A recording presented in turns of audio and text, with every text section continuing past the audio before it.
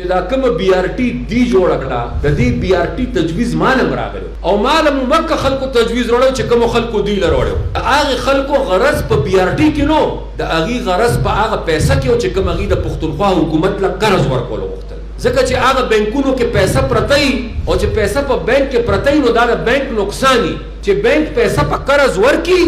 نو دا د بانک فائدہ وي نو هغه یو منصوبه په دې صوبې را تپله او ما چې هغه وخت دې منصوبې ته وکتل نو زه په دې پوهېدم چې یو خدا چې دا منصوبه موږ جوړ کړو نو د پیښور عام ولس او نور ټریفک ته به یو ډېر لوی مشکل جوړ کړو ځکه چې دا شته سړک به موږ نور تنګ دویمه خبره ده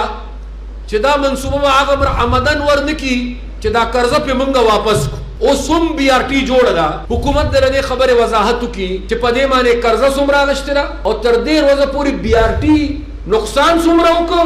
او منافع څومره وکړه او که نقصان یې کړی دی نو دا چې کومه قرضه دي اخیستې ده دا قرضه به څنګه ورکوي که بي ار ټي ګټلې او د بي ار ټي په پیسو باندې دا قرضه واپس کېدی نو بیا به هم دومره د پریشانۍ خبره نه وه خو که بي ار ټي نقصان کوي او هغه قرضه واپس کېږي نه نو دا قرضه به بیا د صوبې د نورو وسایلو نه ورکړې کېږي دا به د سکولو د اوبو پیسې کټ کېږي دا به د تعلیم پیسې کټ کېږي دا به د صحت پیسې کټ کېږي چې کوم نور اهم معاملات دي هغه بجټ به کمیږي کټ کېږي به او د بي ار ټي قرضه به پرې ورکړې کېږي زموږ په وخت کې زما منصوبه دا وه چې بي ار ټي د لاندې د سړک په لیول جوړ نه شي زما ورته خیال دا و چې که بي ار ټي موږ جوړو خو چونکې موږ سره ځای کم دی که تاسو تللی یې مری روډ ته پنډۍ ته نو په مری روډ باندې بي ار ټي لاندې جوړه ده که بره جوړه ده پاس جوړه ده که نه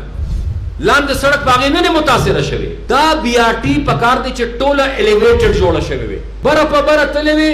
چې لاندې زمونږ کم سړکونه انفراسټرکچر و چې هغه پې متاثره شوې نه وي